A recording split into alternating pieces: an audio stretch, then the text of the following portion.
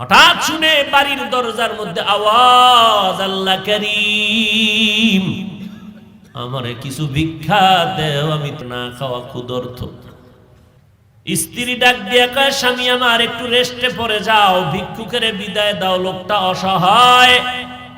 স্বামীর মাথা গরম, জীবনে কেউরে ভিক্ষা দেই না, সময় নাই, যখন তখন মনে চায় দরজায় দাঁড়াইছে, কত বড় বেয়াদব, গালাগালি শুরু করছে। স্ত্রী কয়, স্বামী তুমি যে বাড়ি লেখা দিবা তা না, হালকা পাতলা কিছু দিয়ে দিলেই তো হয়ে যায়, গালি দাও কেন? আমার আব্বা জানের দেখি নাই যে জীবনে কারোরে গালি দিছে এবং কটু কথা বলছে, এবং জীবনে আমার বাবাই কোনো ভিক্ষুকের খালি ফিরায় নাই। আমি তার সন্তান, আমার কষ্ট লাগে ভিক্ষুকের খালি ফিরাইয়া দিতে।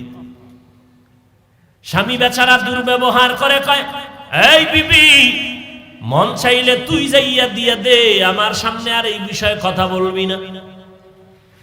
স্ত্রী বলে, আমি তো পর্দাওয়ালা ঘরের নারী, আমি তো বেগানার সামনে যেতে পারি না, জাহান্নামের ভয়। ও স্বামী তুমি যাও। স্বামী বেচারা এতটা রাগ হয়ে গেল, রাগ হইয়া দরজা খুলে ভিক্ষুকের এমন ধমক আর গালি, এত বড় বেয়াদব, লজ্জা শরম নাই রে বেহায়া, যখন তখন দরজায় দাঁড়াইছো, চোখের আড়াল হয়ে যাবি এক সেকেন্ডে যেন আর দেখি না। মাওলার বড় মুসিবত চাপায় দিলে আমার আল্লাহ। কারণ অন্যায় করতে করতে সীমা লঙ্ঘন যখন করবে, গজব আসমান থেকে জমিনে নেমে আসবে মরার আগেই। আল্লাহর বান্দা যখন বকা দিয়া ভিক্ষুকের তাড়াইয়া দিল, তাড়াইয়া দরজাটারে জোরে বাড়ি মেরে আটকাইয়া দিছে। ভিক্ষুকটা রাস্তা দিয়া যায় আর চোখের পানি ছেড়ে কান্না করে, আর আসমানের দিকে তাকায়, কয়, আসমানের মালিক, তুমি আমারে এমন গরিব বানাইছো যে মানুষের দ্বারে না গেলে আমার বাচ্চাদের মুখে খানা যায় না। সারাদিন ভিক্ষা করে ঘরের মধ্যে কিছু খানার আয়োজন করি, কিন্তু আল্লাহ, এই দুনিয়া বহু গরিবের কেউ নাই, তুমি এমন গরিব বানাইছো, তবে তোমার কাছে আজকে একটা কলিজায় মানাইতে পারি না, বিচার দিয়া গেলাম। ওই লোকটা টাকাওয়ালা আমারে ভিক্ষা দিবে না বললেই তো হইতো, আমারে এতগুলো গালি কেন দিল, আমি সহ্য করতে পারি না, মইরা যাইতে মনে চায়। আর দুনিয়ায় কেউ আমগো জুলুমের বিচারও করবে না, মালিক তোমার হাতের দ্বারা বিচারটা চাই। গরিবের কান্না কবুল হয়ে গেছে, জাগাত কবুল। চোখের পানির বর্দ আমার মারাত্মক, চোখের পানির বর্দ বড় মারাত্মক। বড় বড় বড় বড়রা কেন এত বিপদে পড়ে, কোন গরিবের জানি কান্দাইছে। চোখের পানির বরদোয়া জাগায় কবুল হয়ে যায়, আর সে আজিমে মাঝখানে পর্দা থাকে না, এবং কবুল হওয়া মাত্র গজব শুরু হয়ে যায়। আল্লাহর বান্দা কান্না করেছে, ঘরের মধ্যে তুমুল ঝগড়া শুরু হয়েছে। এবার স্ত্রীকে ডাক দিয়া তর্কে তর্কে তর্কে তর্কে, স্বামী বেচারা গরম, ব্যবহারের কোনো আদব নাই, ধমক দিয়া কয়, আমার ঘর থেকে বের হয়ে যাও, আর আমার ঘরে থাকবি না, আমার ভাত তোর জন্য হারাম করে দিলাম, তালাক দিয়ে দিলাম। নিয়ামত আল্লাহ দিছে, লাথি মেরে সেই নিয়ামতের তাড়ায় দিছে। আমার আল্লাহর ওয়াদা, ওয়ালা ইন কাফারতুম ইন্না আযাবি লাশাদীদ, গাদ্দারি করবি, কঠিন শাস্তির মুখে পড়তে হবে। কপাল থেকে নেককারিনী মহিলা তালাক দিয়ে দিল, কপাল খারাপ। আল্লাহর বান্দি চোখের পানি ছেড়ে কান্না শুরু করলেন, কারণ জাতের মাইয়া যারা, জাতের অজাতের না, জাতের যারা মাইয়া, এরা টাকার দিকে তাকায় না, সম্মান আর ইজ্জতের দিকে বড় নজর করে। আমি জাতের মেয়ে, জীবনে কলঙ্ক আসবে কেন, স্বামী খারাপ পাই ভালো পাই, জীবনে আমার স্বামী হবে একজন আর কেউ না। কলঙ্কের বোঝা নিতে চাই না, কে তার কান্না থামাবে? বাধ্য হইয়া আল্লাহর বান্দি কান্না করে করে করে করে বাবার বাড়ি চলে গেল। ও বাবা, আমার কপাল খারাপ, আমার স্বামী আমারে বিদায় করে দিয়েছে। বিয়ার বর হতে আজ পর্যন্ত স্বামীর খেদমতে কোনো ত্রুটি করি নাই, কিন্তু এক গরিব ভিক্ষুকের সুপারিশ করতে গিয়ে আজ আমার তালাকের স্লোগান চলে আসে। বাবাও বড় ভালো সন্তান, কন্যাকে সান্ত্বনা দিয়া কয় ধৈর্য ধারণ কর, কোরআন তেলাওয়াত কর, মালিকের ফয়সালার অপেক্ষায় থাক। দীর্ঘ 1 বছর আল্লাহর বান্দি ঘরের মধ্যে পর্দা রক্ষা করে, কোরআন তেলাওয়াত করে, আর মাওলার দরবারে যায় নামাজে কান্দে। আল্লাহ, চাইছিলাম স্বামীটারে আমি হেদায়েতের পথে নিব, পারলাম না, কপালে নাই। আল্লাহ, তুমি এমন একজন স্বামী যদি আমারে কপালে রাখো, যেই স্বামী দিনদার হবে, একটা দিনদার স্বামী মিলায় দাও। দীর্ঘ 1 বছর পরে বিয়া হয়ে গেল, একজন দিনদার স্বামী পাইল। যদিও টাকা নাই, বাড়ি নাই, গরিব, কিন্তু আমার মাওলার বড় আশে। স্ত্রীর ওযুর পানিটা আগাইয়া দেয় আল্লাহ, স্ত্রীর গোসলের পানি আগায় দেয়, বাথরুমটা নিজে ধুইয়া দেয়, খানার প্লেটে গিয়া খেদমত করে, রান্নাঘরে গিয়া খেদমত করে। আল্লাহ, আমার মায়ার নবীর কেমন আদর্শ। আম্মা জান আয়েশা বলে, পাক করতেছি, নবী আয়েশা খেদমত করে, তরকারি আগায় দেয়। নবী একদিন বাজার থেকে রান্নার মাল কিনা নিজে হাতে কইরা নিয়ে যায়। একজন সাহাবী দৌড়ে কয়, নবী আপনি তো রহমতুল্লিল আলামিন, আপনি কেন নিবেন? ডাক দিয়ে কয়, সাহাবী, দায়িত্ব আমার, আমাকে পালন করার সুযোগ দাও। আমার দায়িত্ব পালন করতে হবে, আমি রহমতের নবী। এরে নবীর উম্মত, স্বামী এখন নামাজের আগে স্ত্রী কয় নামাজ পড়বা, রান্না বাড়ি বন্ধ। এক বেলার নামাজও যেন টাইমের থেকে উল্টা পাল্টা না হয়। নামাজ পড়বা, এরপরে রান্না হলে হলো, না হলে নাই। খাইয়া দেয়া বড় শান্তিতে, মরিচ দিয়ে খাইয়াও বড় কলিজায় শান্তি। এবার আমার মাওলা কিছু আপন বান্দাদেরকেও মহাপরীক্ষায় ফালায়। এবার আল্লাহর পরীক্ষা শুরু হয়ে গেল। একদিনের ঘটনা, হঠাৎ দুপুর বেলা খানা খাইয়া স্বামী আর স্ত্রী রেস্টে যাবে, কথাবার্তা বলতেছে নির্জন ছোট ঘরের মধ্যে। আল্লাহর পরীক্ষা, দরজার সামনে আওয়াজ, একজন ভিক্ষুক ডাক দিছি, আমি ভিক্ষার জন্য আসছি, আমারে একটু ভিক্ষা দাও, আমি বড় ক্ষুধার্ত। আল্লাহর বান্দি চিন্তায় পড়ে গেল, সেই আগের পরীক্ষা না জানি শুরু হয়ে গেছে। আল্লাহর বান্দি এবার স্বামীকে বলবে দূরের কথা, স্বামী লাফ দিয়ে উঠে কয়, বিবি, এমন একটা টাইমে ভিক্ষুক আমার দরজায় দাঁড়াইছে, খানার টাইম, ভিক্ষা দিব পরের কথা, দেখো কিছু খানা দেওয়া যায়নি। ওই নেমো হারাম টাকাওয়ালারা গরিবের লাথি মারতে চিন্তাও করে না। অথচ মদিনার নবী বলেন, গরিবেরা ধনী লোকের 500 বছর আগে জান্নাতে চলে যাবে। আল্লাহর বান্দা বলে, বিবি দেখো। এবার স্বামী বেচারা দরজা খুলে দেখে ভিক্ষুক, বৃদ্ধ মানুষ, হাঁটতে বড় কষ্ট হয়। বলে, আসেন, খাইছেন নি? কয়, খাই নেই। ঘরের দরজা খুইলা সামনে বসাইছেন একটা পাটির মধ্যে। ঘরে গেলেন, বিবি তাড়াতাড়ি কিছু দাও খানার জন্য। খানা দানা তেমন নাই, যা কিছু আছে দিয়ে তরকারি দিয়ে খানা দিল। আল্লাহর বান্দা খানা দিলেন। ভিক্ষুক ঘরের সামনে বসে বসে খানা খায়। হঠাৎ ঘরের মধ্যে আল্লাহর বান্দির নজর একটা পড়ে গেল ওই ভিক্ষুকের চেহারার মধ্যে। আল্লাহর বান্দি মহিলা ভিক্ষুকের চেহারায় অনিচ্ছায় নজর পড়ার পরে কেমন যেন শরীরের মধ্যে একটা কম্পন শুরু হয়ে গেল। মহিলা ঘরের মধ্যে গিয়া বালিশ চোখের সামনে নিয়ে কাপড় দিয়া চেপে কান্না করে। স্বামী ডাক দিয়ে কয়, বিবি তুমি কেন কান্না করো?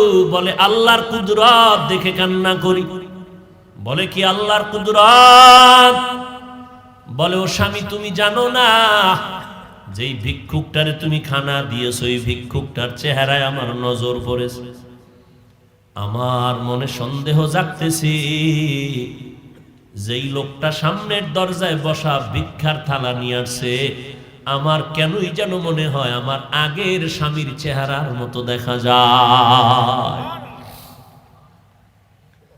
এবার স্বামী বেচারা চোখের পানি ছেড়ে কান্না করে, বিবি গোপন রাখতে চাইছিলাম, বলতে চাইছিলাম না, যেহেতু তুমি ধরেই ফেলেছো শুনে নাও, মাওলা কিন্তু সীমা লঙ্ঘন পছন্দ করেন না। তোমার মতো একটা নেককারিনী বিবি পাইয়া ওই স্বামী তোমার ঠিক আছে, তোমার মতো বিবি পাইয়া শুকর আদায় করে নাই, গাদ্দারি করেছে, জুলুম করেছে, আল্লাহ বেজার হয়েছে। বলো বিবি, তোমার ওই স্বামীর সাথে দূরত্ব কেন হয়েছিল বলে একটা ভিক্ষুকের ভিক্ষাকে কেন্দ্র করিয়া আমার স্বামী গালাগালি করেছে, ভিক্ষা দেয় না, আমার আল্লাহ বেজার, তালাক দিয়েছে। আল্লাহর বান্দা ডেকে বলে, স্বামী বিবি আমার মাওলা যে কেমন দয়াময় মালিক, আমার আল্লাহ কেমন দয়াময়, কেমন রহমান, আমার আল্লাহ বড় দয়াশীল, আমার আল্লাহর মতো দয়াময় কেউ নাই। ওই স্বামীর ঘরে তুমি যেদিন ছিলা, ভিক্ষুক গিয়া ভিক্ষা চাইছিল, তোমার স্বামী কি ব্যবহার করেছিল?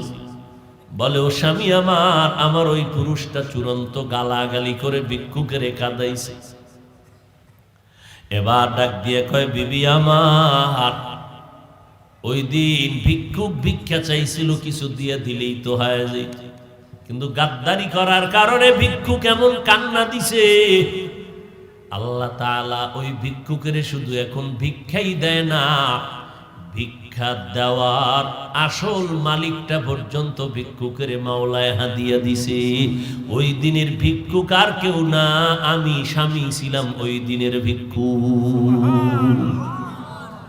আমি আমার মালিকের কাছে কান্না করার কারণে আজ আমারে আল্লাহ শুধু ভিক্ষাই দেয় নাই, আল্লাহ তাআলা ভিক্ষা দেওয়ার পুঁজি বড় মুক্তার দানা তোমাকে আল্লাহ আমারে হাদিয়া দিয়েছে।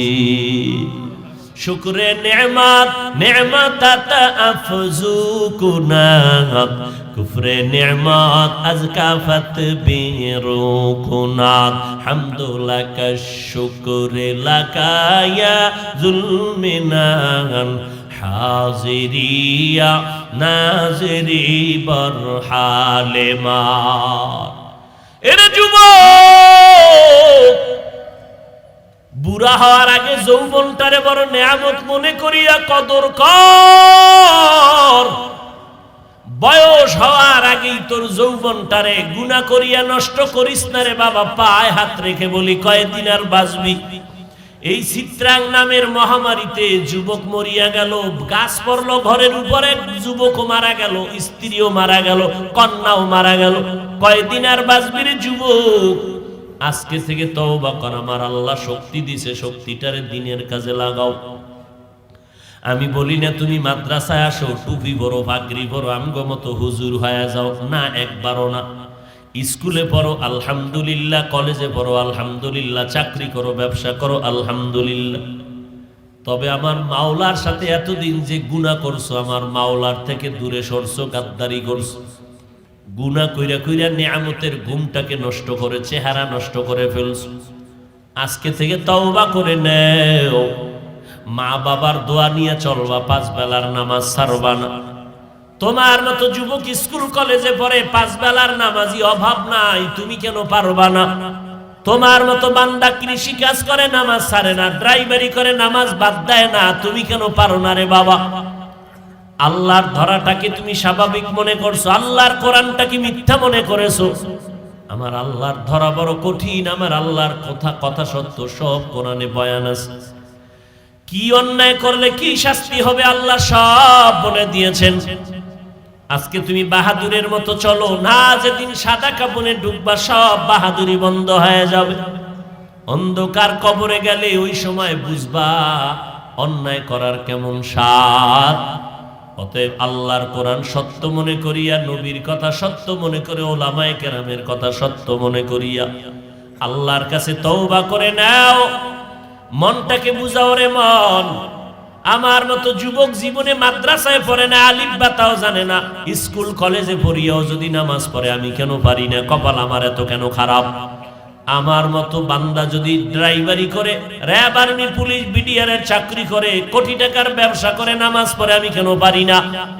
এরে আম্মা জানেন, আপনার মতো বহু মা এখনো এই এলাকার মধ্যে আছে, 5 বেলার নামাজ পড়ে, রাতে তাহাজ্জুদের নামাজও পড়ে, পর্দা করে, হালাল খায়, বেপর্দায় কোথাও যায় না। ও আম্মা জান, আজকে সময় আছে, তওবা করে নেন। বৃদ্ধ বাবাজিরা, আল্লাহর কাছে তওবা করেন। কয়দিন আর বাঁচবেন? মরণের আগে তওবা করে নেন। আজকে থেকে নামাজ ছাড়বেন না, বেপর্দায় চলবেন না, দাড়ি কাটবেন না, জবানের দ্বারা গীবত, শিকায়াত, গালাগালি করে গুনাহগার হবেন না, হাতের দ্বারা জুলুম করবেন না, মা বাবার দোয়া নিয়ে, ওলামায়ে কেরামের পরামর্শ নিয়ে আমল করবেন, 5 বেলার নামাজ পড়বেন। গলায় ছুরি আসলে মরে যাব, তারপরও নামাজ ছাড়ব না। তবে সবার কপালে তওবা নসিব হবে না। ভণ্ডদের বিরুদ্ধে গীবত হইলেও গীবত করবা ঈমান বাঁচাবার জন্য। আলেমরা বলবে তাদের নাম নিয়ে, এটা বললে গীবত হলেও সওয়াব। বলো, গীবত হলেও। এবার দলিল নাও। ওয়াইলুল লিকুল্লি হুমাযাতিল লুমাযা আল্লাযী জামাআ মালান ওয়া আদ্দাদা। আসেনি? ব্যাখ্যা পড়ো, কয় পারি না। বাংলাও পারো না? বাংলা না পারলে মর। বাংলাও পারবি না তো দুনিয়াতে আইছো কেন? বাংলা কোরআন পড়ো, কয় কিনার টাকা নাই। লাগবে না কেনা, লাগবে না টাকা, মোবাইলে ডাউনলোড করো, বাংলা কোরআন লিখে সার্চ দাও, এরপরে ওয়াইলুল্লি সূরাটার ব্যাখ্যা পড়ো। 30 পারার মধ্যে যাও, শেষে ওখানে দেখবা গীবত করা হারাম, গীবত করা হারাম, গীবত করা হারাম। 4 কারণে গীবত করা ওয়াজিব। কার গীবত করবে, কে করবে, বিস্তারিত দেওয়া আছে। 2 নাম্বার কথা হলো, ভণ্ডদের বিরুদ্ধে, বাতিলের বিরুদ্ধে আমার নবী কথা বলেছেন। অতএব ভণ্ডদের বিরুদ্ধে কথা বলা হিংসা না, বরং মদিনাওয়ালা নবীর সুন্নাত। ভণ্ড বাতিলের বিরুদ্ধে কথা বলা হিংসা না সুন্নাত? আমার আল্লাহর কোরআন নিয়ে তুমি কলম দরবার, আমরা চুপ থাকবো না? এক মাওলানা ইসলামের ব্যানার লাগায় কয় কোরআন শরীফের মধ্যে জাল। কয় কেমন জাল? কয় হাদিসের থেকেও বেশি জাল। ঈমান আসেনি? আল্লাহ মাফ করে। অথচ 1500 বছর পর্যন্ত কত বড় বড় বড় বড় বেঈমানেরা অপচেষ্টা করলো, কোরআনের ভুল পাওয়া যায়নি। আজ পর্যন্ত একটা ভুল কেউ বের করতে পারে নাই। বরং বহু বিধর্মীরা কোরআনের কাছে গিয়া মাথা নত করে মুসলমান হয়ে গেছে। কথা ঠিক নি? এই সাউন্ড কমাও করে।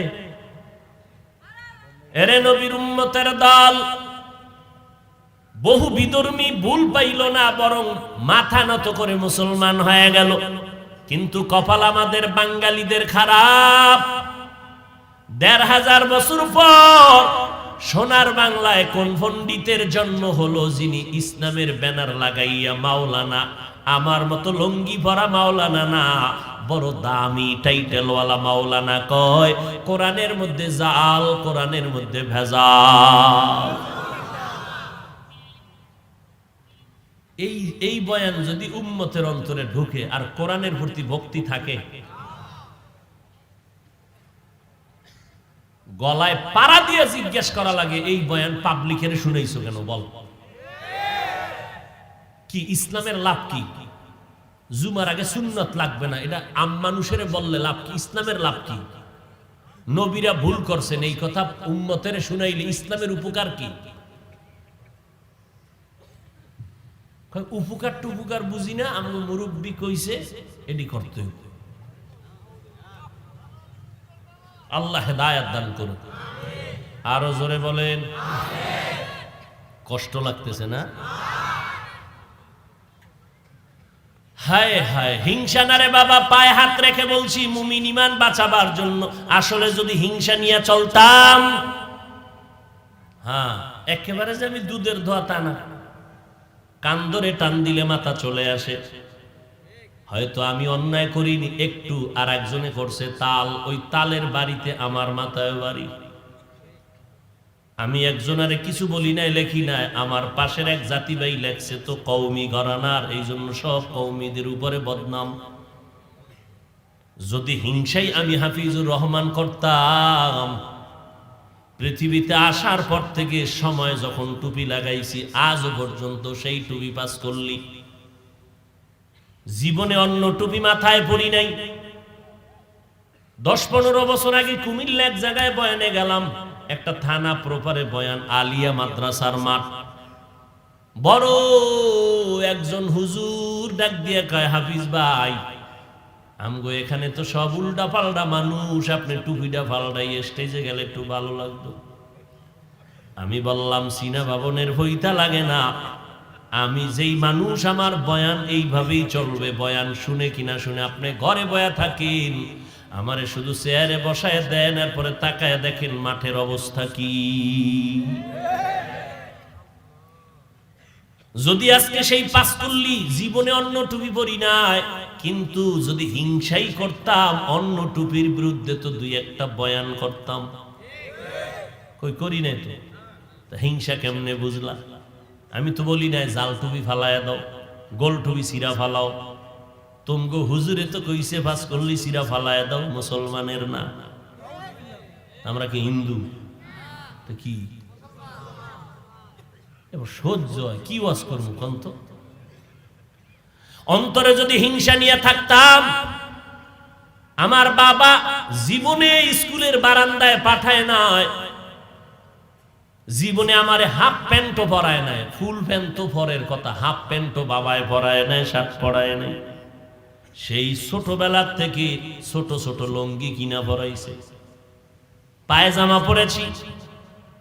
এমনকি এই যে জামা দেখতেছেন, গোল জামা, দুনিয়াতে আসার পর থেকে যেদিন জামা ঢুকছে আজও পর্যন্ত কোনো কানিফারা জামাও বাবায় পরায় নাই। আমি ফতুয়া দিচ্ছি না, আমার বাবার আদর্শের বয়ান শোনাচ্ছি।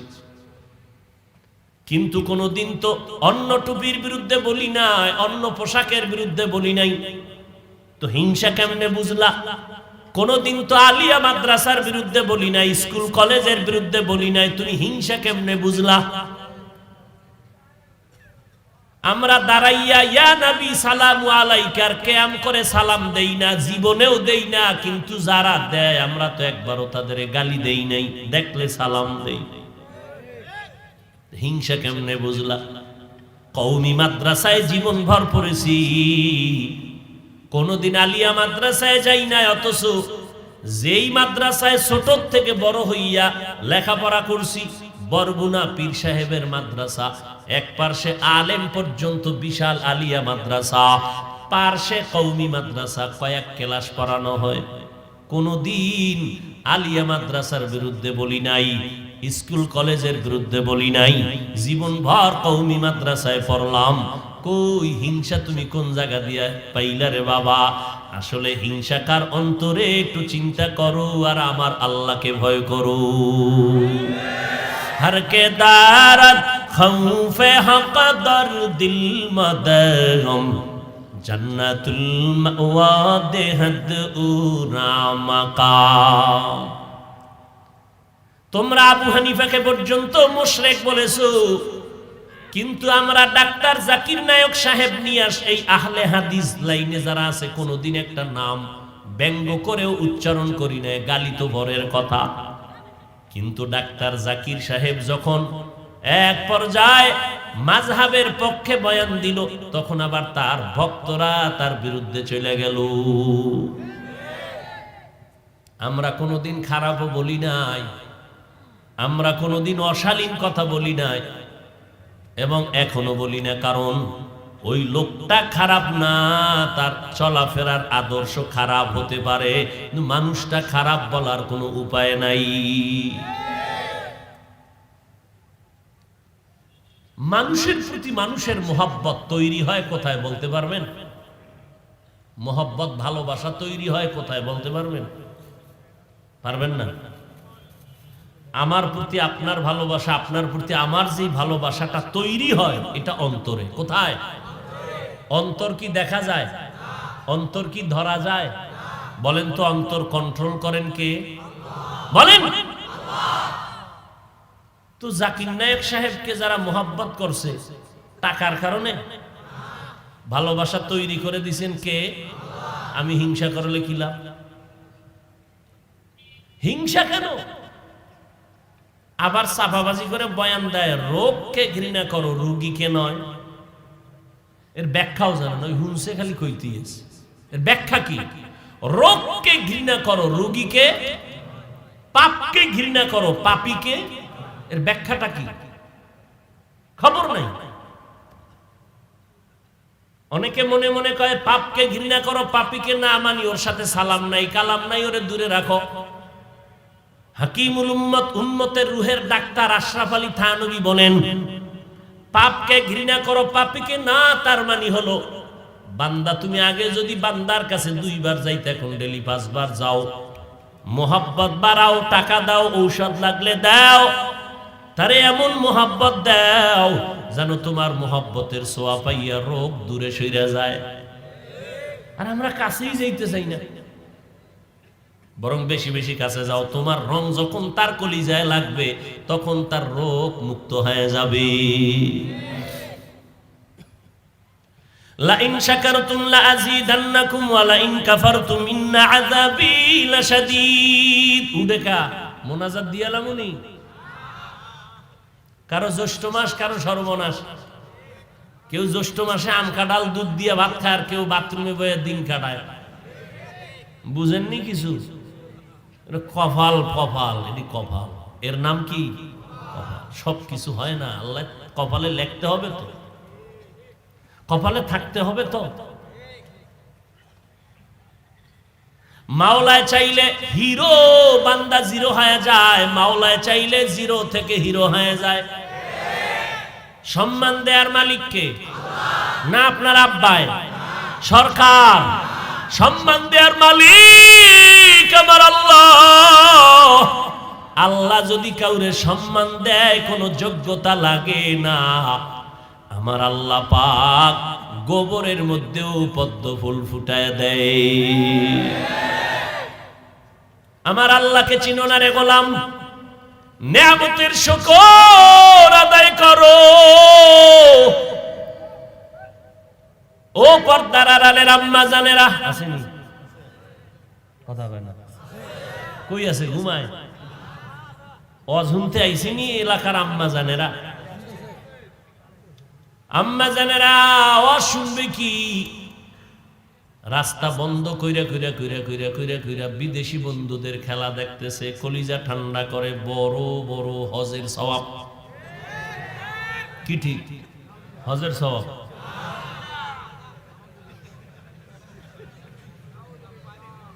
গাড়ি নিয়ে ঢুকতেছি, কি ব্যাপার? রাস্তা আটকাইয়া খেলা চাও কেন? কয় আপনার ভাল না লাগলে 10 কিলোমিটার ঘুরে এরপরে ফজরের পরে বাসায় যাও, রাস্তা আমার আব্বাই বানাইছে।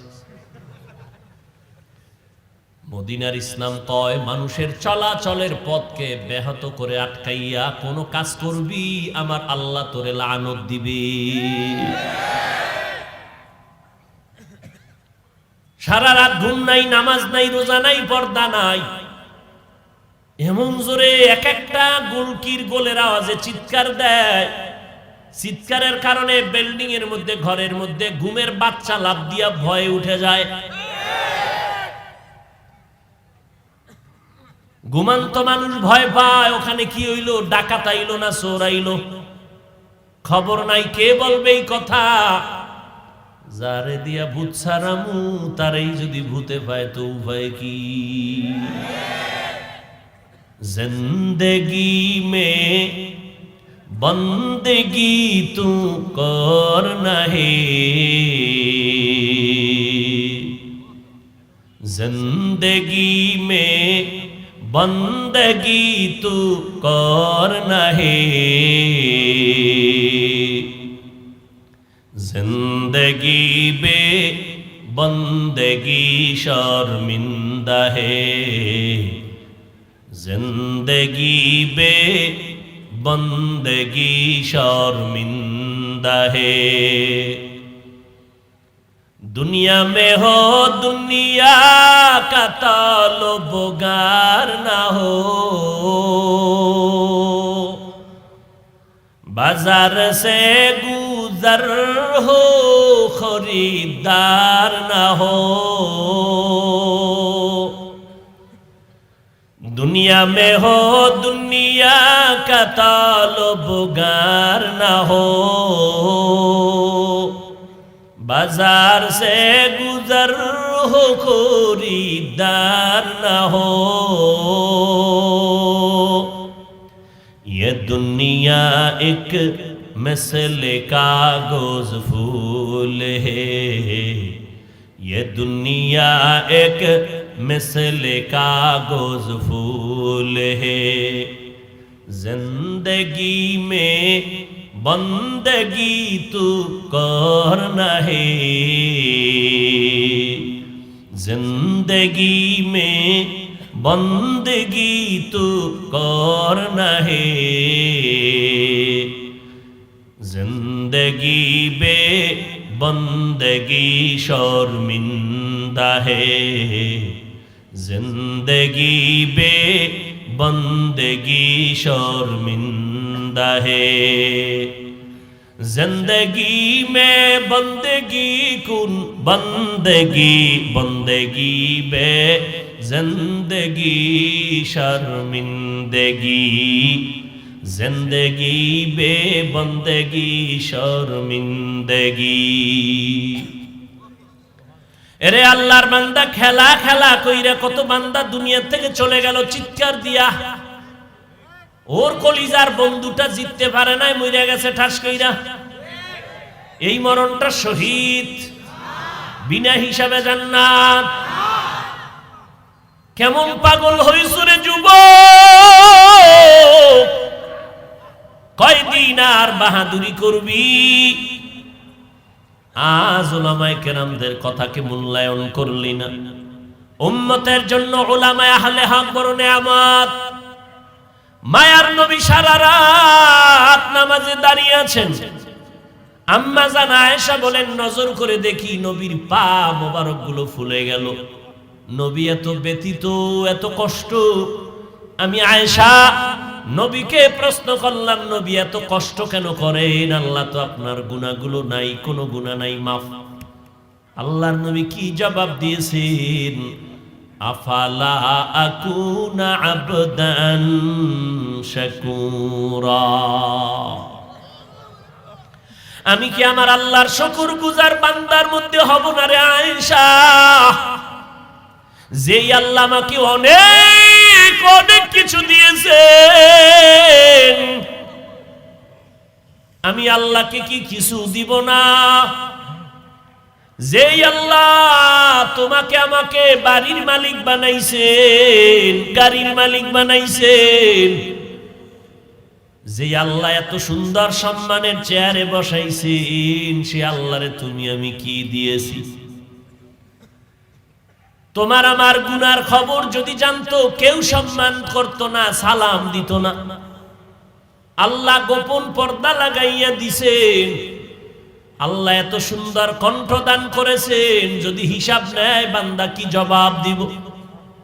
এই যুবকেরা সারা রাত মোবাইলের স্ক্রিনে তাকাইয়া, যেই চোখ দুইটা দিয়া তুই গুনার কাজ করো, গুনাহের দর্শন করো, আমার মাওলায় যদি তোরে অন্ধ বানাইতেন, বল কেমনে তুই মোবাইলে গান শুনতি আর দেখতি? সায়েদাবাদ বাস টার্মিনালে যা, কত অন্ধ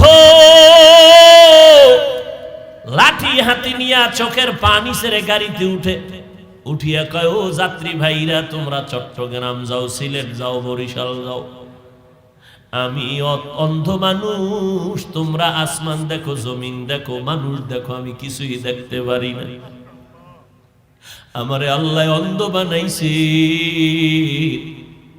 আমি বুঝি চোখের কত বড় মূল্য।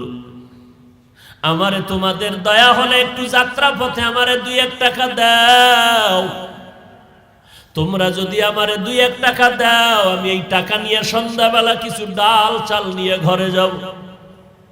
আমার ঘরে স্ত্রী আছে, আমার 2টা সন্তান আছে, ওদের পেটে ক্ষুধা, খানা পায় না সারাদিন। আমি তোমাদের টাকা নিয়ে ডাল ভাত দিব আমার বাচ্চাগুলো রে। যখন সন্ধ্যাবেলা ভিক্ষার টাকা নিয়ে কিছু সদয় করে দোকান থেকে ঘরে যাই, আমার বাচ্চা 2টা ঘর থেকে দৌড়াইয়া বের হয়ে আসে।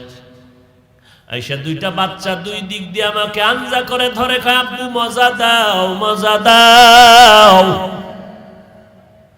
আমি অন্ধ মানুষ, 2 পকেট থেকে 2টা চকলেট বের করে আমার সন্তানের হাতে 2টা দিয়ে দেই। সন্তান 2টা 2 যুগ দিয়া গলা জড়ায় কয়, চুমা খায় আর কয়, আব্বু তুমি কত ভালো,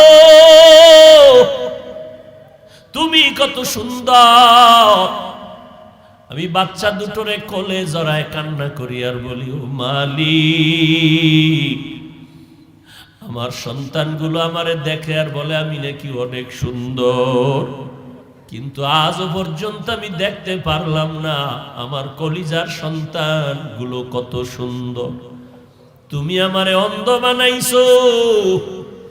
এ যুবকেরা, দুনিয়াতে ভালো হইয়া আসছে, কিন্তু অনেক মানুষ অসুস্থ হইয়া অন্ধ হয়ে গেছে।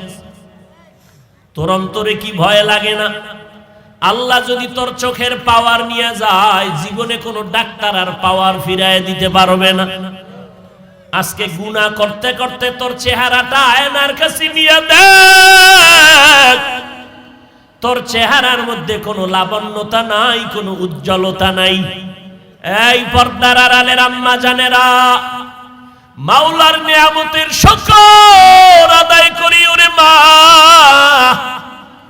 ভালো স্বামী যদি পাও, তোমার নিয়ামত। কত মা বিয়ার 10 বছর হলো সন্তান পায় না, কত তাবিজ তদবিরের জন্য দৌড়ায়। এরে আম্মা জান, সন্তান পাইয়া যদি মানুষ বানাইতে না পারেন, কপাল বড় খারাপ। এরে মা, মদিনার নবী আপনাদের কত মর্যাদা দান করেছেন। একটা পুরুষের জন্য নেককারিনী মহিলা বড় নেয়ামত, একজন নারীর জন্য নেককার স্বামী বড় নেয়ামত, মা বাবার জন্য নেককার সন্তান বড় নেয়ামত। দুনিয়াতেও বাদশা, পরকালেও বাদশা। এরে আম্মা জান, আপনারা নবীদের মা, সাহাবায়ে কেরামের মা, আউলিয়ায়ে কেরামের মা, আপনারা খাজা মুঈনুদ্দিনের মা, দুনিয়ার বড় বড় বড় বড় আদর্শ সন্তানের মা। আপনাদের এত দাম। আয়েশা রাদিয়াল্লাহু আনহার মতো নারী, আপনারা খাদিজা রাদিয়াল্লাহু আনহার মতো নারী, আপনারা ফাতেমা রাদিয়াল্লাহু আনহার মতো নারী। ও আম্মা জান, ইমাম গজালি রহমাতুল্লাহি আলাইহি বলেন, সন্তানের জন্য প্রত্যেক ঘরের মা হলো প্রাথমিক শিক্ষিকা।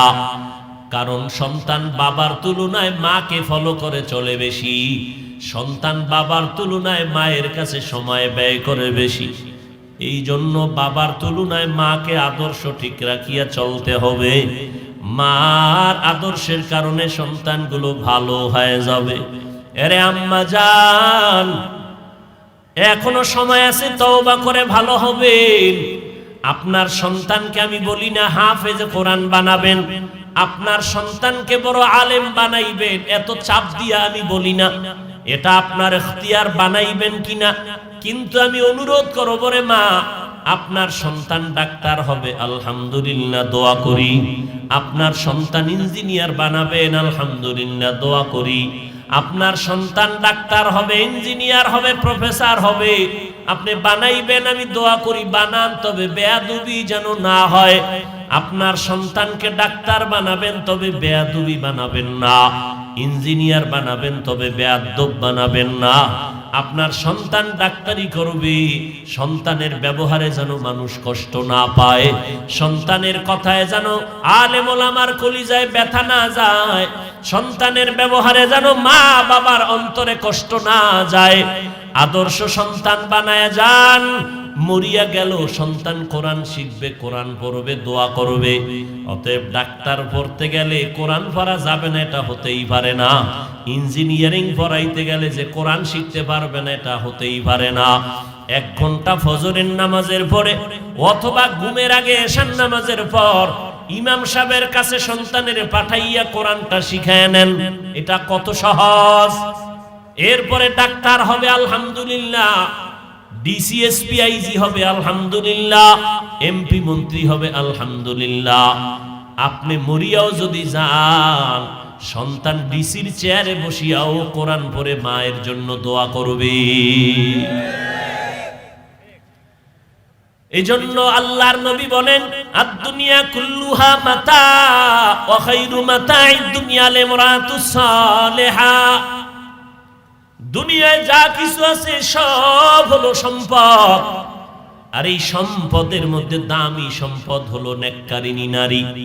এই আম্মা জান, ও এলাকার মুসলমান, যারা 5 বেলার নামাজ পড়নেওয়ালা একটা স্ত্রী ঘরে পাইছেন, সেজদায় পড়ে দোয়া করেন, শুকর আদায় করেন। আপনার মতো ভাগ্যবান পুরুষ এই জমিন। এরে আল্লাহর বান্দারা, কিন্তু কপাল খারাপ, মাওলায় অনেক সময় অনেকের নেয়ামত দেয় পরীক্ষার জন্য। বান্দা পরীক্ষায় নেয়ামত ধরে রাখতে পারে না, বরং পাইয়া আরো গাদ্দারি করে। গরিবী হালাতে খুবই মাওলারে ডাকছে, মাওলায় যখন টাকা দিছে মাওলারে ভুলে গেছে। আছে না নাই? আরে আল্লাহর বান্দা, যখন তোমারে কেউ চিনত না, তুমি অত্যন্ত দুর্বল, এখন তোমারে আল্লাহ পাক চেয়ারম্যান বানাইছে, মেম্বার বানাইছে, ভালো আলেম বানাইছে, মাদ্রাসার বড় ওস্তাদ বানাইছে, কিন্তু এখন তোমার ব্যবহার শুনলে মানুষ কষ্ট পায়। তোমার জবানে এখন মিষ্টি নাই, শুধু আঘাত আর আঘাত। আল্লাহর বান্দাকে আমার আল্লাহ একটা নেককারিনী মহিলা দান করছেন স্ত্রী রূপে, কিন্তু লোকটা বড় গাদ্দার, ভালো স্ত্রী পাইয়া নিয়ামত ধরে রাখতে পারে নাই। ওই আল্লাহর বান্দি ভালো বাবার সন্তান, ঘরে আসছে 5 বেলার নামাজ, 1 বেলার নামাজও বন্ধ নাই। স্বামী নামাজ পড়ে না, কিন্তু স্ত্রী নামাজ পড়ে। ঘরের মধ্যে সব সময় ওযুর সাথে থাকে। আল্লাহর বান্দি ঘরের মধ্যে যতবার খানা পাকায়, বিনা ওযুতে পাকায় না। ঘরে থাকে, ঘুমের টাইম ছাড়া মাথার ওড়না পরে না। আল্লাহর ভাওয়া এত সহজ, বড় কঠিন রে বাবা।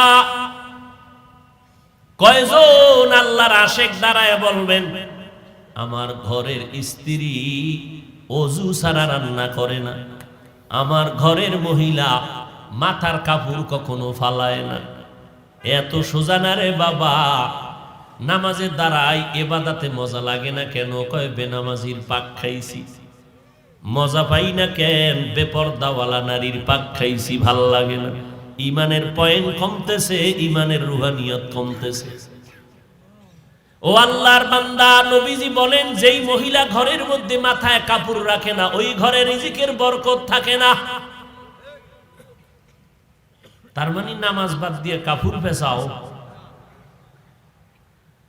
ওই আল্লাহর বান্দি সময় মতো নামাজ পড়ে, ওই স্বামী অকৃতজ্ঞ, আল্লাহর দুশমন। রমজান মাস আসছে, রোজা রাখে না, স্ত্রীর কয় ভাত পাকাইয়া দে। আল্লাহর বান্দি একটা রোজাও ছাড়ে না। সপ্তাহের সোমবার দিন, বৃহস্পতিবার দিন পর্যন্ত বান্দি রোজা রাখে। এই পর্দার আড়ালের মা, মনটা কি চায় না একজন আলেমের মা হয়ে কবরে যাবে? আপনার সন্তান আপনার জানাজার ইমামতি করবে, আপনার সন্তানের পেছনে মানুষ দৌড়াইবে, দোয়ার জন্য লাইনে দাঁড়াবে। এরে আম্মা জান, কয়দিন আর স্বামীর টাকা নিয়ে মার্কেটে বাহাদুরের মতো ঘুরবেন, বেগানার মতো ঘুরবেন? সাদা কাফনের যেদিন প্যাকেট হয়ে যাবেন, ওই দিন টের পাইবেন সন্তান কই গেল, টাকা পয়সা কই গেল। আল্লাহর বান্দি রোজা রাখিয়াও স্বামীর আদেশ,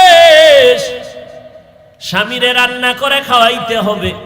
আল্লাহর বান্দি স্বামীরে রোজা রাইখা রান্না করে খাওয়ায়, কিন্তু বেয়াদবি করে না, মালিকের কাছে নামাজ পড়ে পড়ে দোয়া করে, আল্লাহ তুমি এমন একজন স্বামী দিছো আমারে, এক বেলার নামাজও পড়ে না, রোজাও রাখেন, কিন্তু স্বামীর পায়ের নিচে আল্লাহ পাক সেজদার হুকুম দিছে, যদি হালাল হইতো তো দেওয়া লাগবে। স্বামীর জন্য তুমি এত মর্যাদা দিনারে মালিক, আমি বেয়াদবি করি না, তুমি হেদায়েতের নূর স্বামীর সিনায় দাও।